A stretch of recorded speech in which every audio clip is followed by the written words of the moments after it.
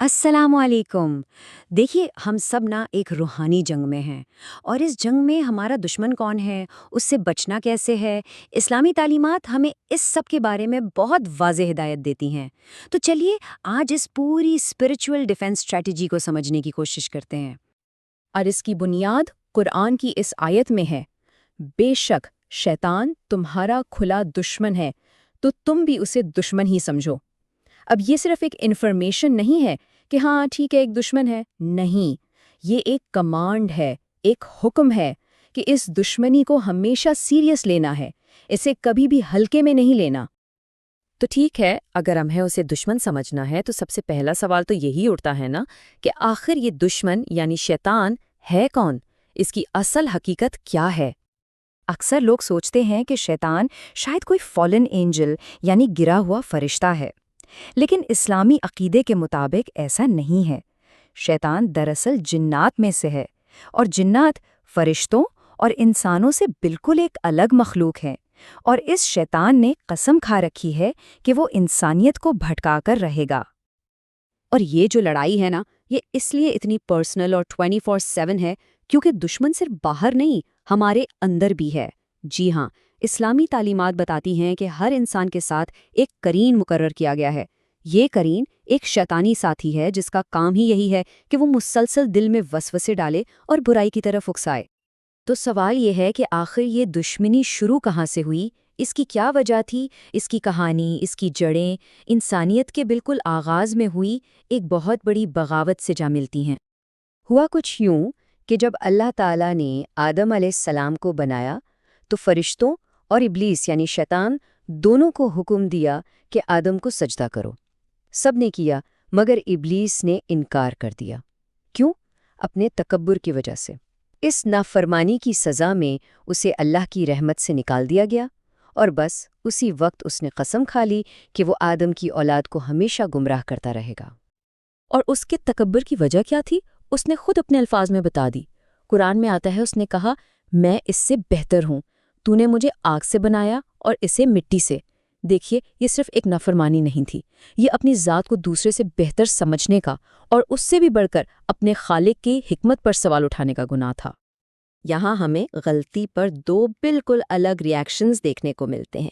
ایک طرف ابلیس ہے جس نے تکبر دکھایا اور الٹا الزام اللہ پر ڈال دیا، اور دوسری طرف آدم اور حوا ہیں جنہوں نے فوراً اپنی غلطی مانی، عاجزی دکھائی اور معافی مانگی۔ یہی تو بنیادی فرق ہے تکبر اور توبہ کے درمیان۔ ایک راستہ تباہی کا ہے اور دوسرا رحمت کا۔ چلیے اب دیکھتے ہیں کہ شیطان کام کیسے کرتا ہے، وہ کون سے طریقے، کون سے راستے استعمال کرتا ہے ہماری کمزوریوں کا فائدہ اٹھانے کے لیے۔ اس کا پلے بک کیا ہے؟ تو شیطان اٹیک کرتا کیسے ہے؟ دیکھیں، وہ ہماری کمزوریوں کو خوب جانتا ہے۔ اس معاملے میں جو تحقیق ہے اس سے پتہ چلتا ہے کہ وہ خاص طور پر 9 راستوں، یہ کہہ لیں 9 دروازوں سے ہم پر حملہ کرنے کی کوشش کرتا ہے۔ ان دروازوں کو سمجھ لینا ہی ڈیفنس کی طرف پہلا سٹیپ ہے۔ چلیے ایک ایک کر کے ان سب کو دیکھتے ہیں۔ سب سے پہلا اور شاید سب سے طاقتور دروازہ ہے غصہ۔ شیطان اسے کیوں استعمال کرتا ہے؟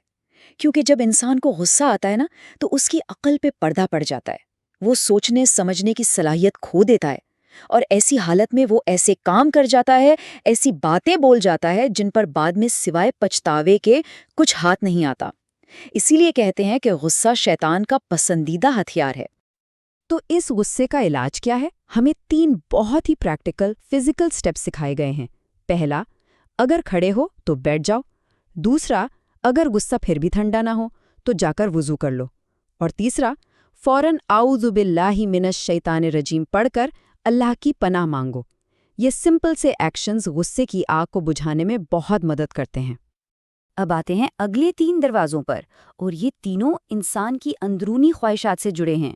ایک ہے ہرس یعنی لالچ، غریبی کا خوف، اتنا کہ انسان اپنے فرائض سے ہی غافل ہو جائے۔ پھر ہے دنیا کی محبت، اس ٹیمپرری زندگی سے اتنا دل لگا لینا کہ آخرت ہی بھول جائے۔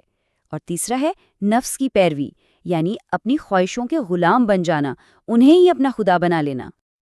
اور یہ جو غریبی کا خوف ہے نا، اس کی تصدیق قرآن کی اس آیت سے بھی ہوتی ہے۔ شیطان تمہیں مفلسی سے ڈراتا ہے اور تمہیں بے حیائی کا حکم دیتا ہے، بالکل صاف واضح کر دیا گیا ہے کہ غریبی کا ڈر دکھا کر لوگوں کو غلط حرام کاموں کی طرف دھکیلنا شیطان کا ایک خاص طریقہ ہے۔ اب جو اگلے دروازے ہیں ان کا تعلق ہماری ذہنی اور روحانی حالات سے ہے۔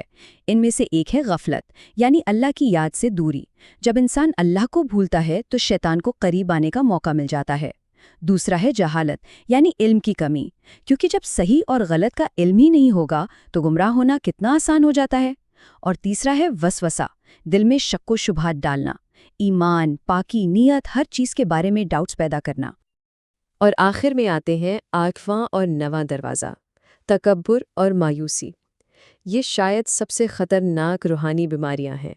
دیکھیے، تکبر تو شیطان کا اپنا اوریجنل گناہ ہے، جس کی وجہ سے وہ سچ کو قبول نہیں کرتا۔ اور مایوسی، یہ تو شیطان کا الٹیمیٹ گول ہے ایک مومن کے لیے، کیونکہ مایوسی کا مطلب ہے اللہ کی رحمت سے نا امید ہو جانا۔ تو ٹھیک ہے، اب ہم نے پرابلم کو تو کافی حد تک سمجھ لیا ہے۔ اب آئیے اس کے سلوشن کی طرف، ان روحانی ہتھیاروں کی طرف جو ہمیں اس دشمن سے بچانے کے لیے دیے گئے ہیں۔ ان سب ہتھیاروں میں سے ایک ہتھیار ایسا ہے جسے اپنی حفاظت کی طاقت میں بے مثال سمجھا جاتا ہے، اور وہ ہے قرآن کی ایک خاص آیات۔ جی ہاں، ہم بات کر رہے ہیں آیت الکرسی کی۔ اور اس کی طاقت کا اندازہ آپ اس مشہور واقعہ سے لگائیں۔ صحابی ابو ہریرہ رضی اللہ عنہ نے ایک دفعہ ایک چور پکڑا۔ 3 دن تک وہ چور آتا رہا اور پکڑا جاتا رہا۔ آخر میں پتہ چلا کہ وہ دراصل شیطان تھا، اور اس نے اپنی جان چھڑانے کے بدلے ایک راز بتایا۔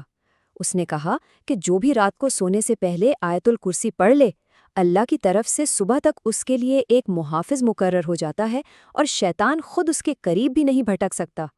لیکن ایک پورا روحانی قلعہ تعمیر کرنے کے لیے کچھ اور چیزیں بھی ہیں، جیسے کہ گھر میں سورہ البقرہ کی تلاوت کرنا، روزہ رکھنا جسے گناہوں کے خلاف ایک ڈھال کہا گیا ہے، ہر وقت اللہ کی پناہ مانگتے رہنا، اور صبح شام کے اذکار یعنی اللہ کی یاد کو اپنی روٹین کا حصہ بنانا۔ یہ ساری چیزیں مل کر ایک مضبوط حفاظتی حصار بنا دیتی ہیں۔ اور آخر میں شیطان کا جو سب سے بڑا جال ہے، یعنی مایوسی، اس کا سب سے بڑا توڑ کیا ہے؟ اللہ کی لامحدود رحمت پر یقین۔ جیسا کہ قرآن میں اللہ خود فرماتا ہے، کہہ دیجئے اے میرے بندو جنہوں نے اپنی جانوں پر زیادتی کی ہے، اللہ کی رحمت سے مایوس نہ ہوں۔ تو آخر میں یہ سوال ضرور سوچنے والا ہے کہ اس پورے روحانی جنگ میں ہمارا الٹیمیٹ ڈیفنس کیا ہے؟ کیا کوئی ایک پاورفل عمل، یا پھر اللہ کی رحمت پر مسلسل قائم رہنے والی امید کی حالت؟ شاید اصل طاقت ان دونوں کو ملا کر چلنے میں ہی ہے۔ اس بات پر غور ضرور کیجیے گا۔